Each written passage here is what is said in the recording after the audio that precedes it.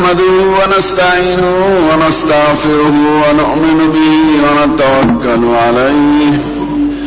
ونعوذ بالله من شرور أنفسنا ومن سيئات أعمالنا من يهده الله فلا مضل له ومن يضلله فلا هادي له ونشهد أن لا إله إلا الله وحده لا شريك له ونشهد أن سيدنا وسندنا وحبيبنا وشفيعنا ورحمتنا ومولانا محمدا عبده ورسوله أما بعد فأعوذ بالله من الشيطان الرجيم بسم الله الرحمن الرحيم آمن الرسول بما أنزل إليه من ربه والمؤمنون كل آمن بالله وملائكته وكتبه ورسله لا نفرق بين أحد من رسله وقالوا سمعنا وأطعنا غفرانك ربنا وإليك المصير لا يكلف الله نفسا إلا وسعها لها ما كسبت وعليها ما اكتسبت ربنا لا تؤاخذنا إن نسينا أو أخطأنا ربنا ولا تحمل علينا إصرا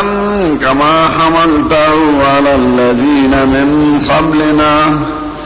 ربنا ولا تحملنا ما لا طاقة لنا به واعف عنا واغفر لنا وارحمنا أنت مولانا فانصرنا على القوم الكافرين صدق الله مولانا العظيم. درود شريف صلى الله على محمد وعلى نبينا محمد اللهم صل على سيدنا ونبينا محمد. زما عزتمند مشران و گران ورونو دوستان دا آخری دو آیتونه دا سورت بقره آیتونه دی دا دوار جهان و سردار وی دا عرست علام دی و خزانه دا غین مال راکلی شوی دی او دا دوار جهان و سردار وی دا دو آیتونه چی سڑید اشپیولو لی او دا تو دا غمونو دا مصیبتون لدل کافی دی کہ سڑی قرآن شریف تلاوتو نکی روزانا خوچ دا دو آیتو وی دا والا کافی کی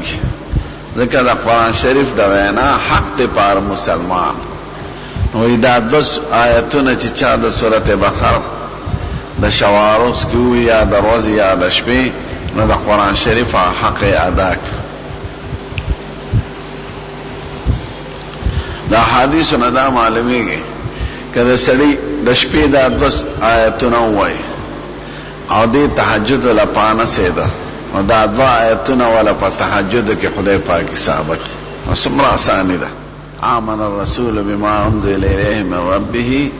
او لا یکلف اللہ نفسا فانصرنا علی القوم الكافرین پورے دا والا خدای تحجد وزی سابق دی آیتنو کسی دی لنبی آیات کے آمن الرسول بما انزل الیہ من ربه والمؤمنین